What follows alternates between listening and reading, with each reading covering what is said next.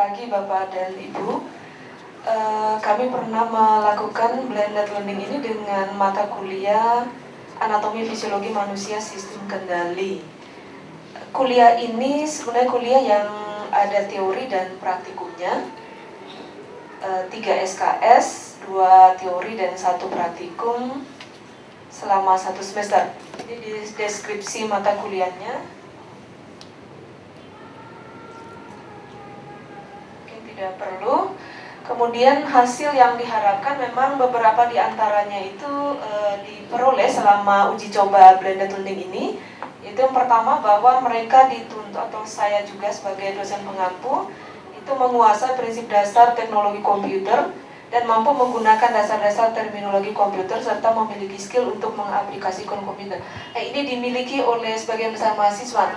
Dosennya yang masih harus belajar lebih. Seperti tadi Ibu Yvonne, saya juga bukan termasuk yang mahir dalam teknologi. Di dalam kuliah ini, uji coba ini, hampir 5-6 orang ikut terlibat di dalam membantu aplikasi komputer. Kemudian yang kedua, memiliki skill untuk berkomunikasi dengan benar. Ini juga diperoleh, namun masih banyak sekali kalimat atau bahasa Indonesia yang masih harus diperbaiki, atau tulisan-tulisan yang belum informatif. Lalu juga yang tidak kalah penting, yaitu juga diharapkan mampu berkomunikasi aktif melalui tulisan. Karena tadi dengan blended learning otomatis tatap muka dengan mahasiswa itu sangat berkurang atau bahkan tidak ada. Lalu kalau dilihat dari kuliah konvensional dibandingkan dengan blended learning, memang banyak manfaatnya. Namun juga ada kendala, terutama pada kami yang tidak mahir menggunakan komputer. Kira-kira saya kira hampir sama semuanya, bahwa mahasiswa atau dosen pengampu dituntut mahir dalam menggunakan komputer.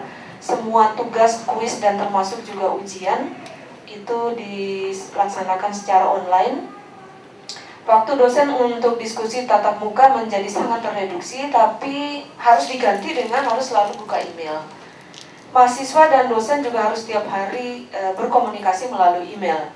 Manfaat kuliah ini ya banyak manfaat sebenarnya, tetapi nanti kita lihat pada kendalanya, bahwa waktu diskusi bisa kapan saja, di mana saja, bebas tanpa harus datang ke ruang dosen. Ini memang satu keuntungan, namun kendalanya juga ada.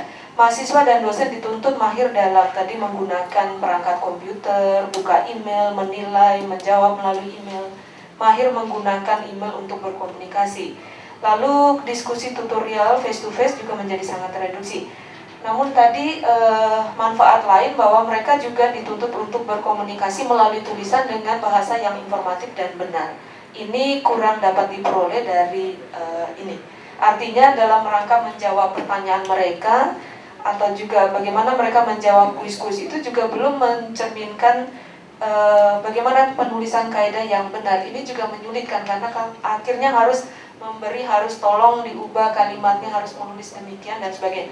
Walaupun ini menjadi suatu outcome yang diharapkan sebenarnya. Selain mereka mahir berkomunikasi melalui email, tapi juga sekaligus melatih bagaimana menulis dengan baik dan informatif. Komentarnya bahwa mahasiswa belum terbiasa, masih perlu diperbaiki. Tidak semua bisa menggunakan, nah ini masih perlu diperbaiki. Kemudian perlu desain waktu yang memadai, di mana di dalam kuliah kalau di farmasi itu mungkin praktikumnya tuh bisa 5 hari dalam seminggu praktikum, sehingga banyak waktu yang sudah habis untuk praktikum dan penyiapan tugas-tugas yang lain. Ini juga menjadi kendala. Artinya apa yang kami lakukan selama ini, mereka harus diberitahu bahwa tolong jam 7 malam nanti sampai jam 8 itu adalah waktu kuis. Itu harus diberitahu satu persatu. Artinya diberitahu melalui apa sih istilahnya itu Pak? Ya itu. Jadi tolong ditunggu malam ini harus begini-gini dan seterusnya. Ini juga menjadi kendala. Kemudian ketika mereka sudah mulai online, down gitu. Jadi nggak nyambung lagi gitu. Itu kendala yang kami hadapi. Kemudian rancangan perkuliahan tentu masih perlu diperbaiki.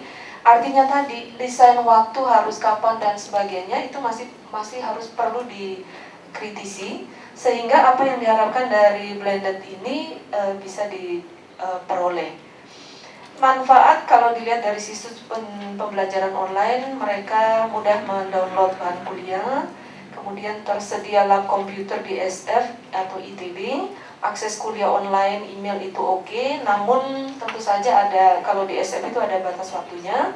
Artinya kami punya ruang komputer yang boleh diakses oleh mahasiswa yang tidak memiliki laptop, namun waktunya juga terbatas. Kenapa? Karena tadi mahasiswa farmasi itu hampir 5 hari seminggu ada di laboratorium praktikum. Ini menjadi kendala juga. Kemudian akses di luar waktu tatap muka juga tadi belum efektif. Kesibukan mahasiswa dengan tugas dan praktikum juga menjadikan blended learning ini jadi menjadi suatu yang kurang efektif. Lalu tadi itu kalau diminta, karena memang akhirnya harus diminta mereka itu. Nanti jam 7 biasanya kami menggunakan waktu akhir minggu untuk kuis dan tadi tanya jawab dan sebagainya. Kenapa? Karena setiap hari itu nggak mungkin, mengingat kesibukan mereka dalam membuat tugas praktikum, tugas mata kuliah dan sebagainya itu sangat tidak mungkin. Jadi online bersamaan pengalaman kami juga kadang-kadang situsnya down.